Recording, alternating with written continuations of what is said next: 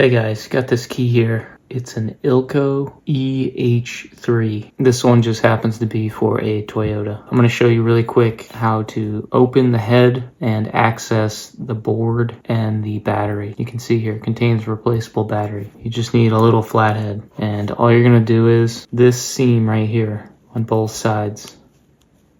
You're just going to stick your flathead in. Do this on the table. You're going to wedge it in this seam and you'll feel it sort of give.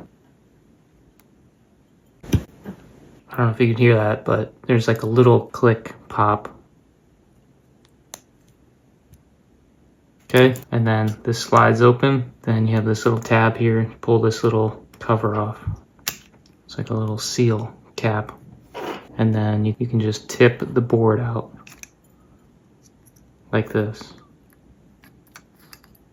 That's what it looks like. Here's your battery, positive. Push your battery out. Positive is the flat side, okay? There's a round and a flat. Flat side goes up in this clip here, CR1632. I'm gonna put a link down below. I'll put different options. I looked at all the listings and I'll put the cheapest pack where you get the most batteries, and I'll put some name brand ones on there. New battery goes in, flat side up, and make sure it's in all the way. Same thing. So battery goes towards the inside of the casing, and it has a little, you'll feel it. It'll slide in its little track, okay? Push that all the way in. The seal has a groove here. You can see it. And it has a cutout for this component on the board. So it needs to go in the right way, like this. It's gonna fold over like this.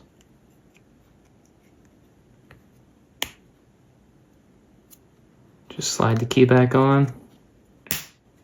It's gonna clip in. So there you go, ILCO EH3. Thanks for watching. Bye.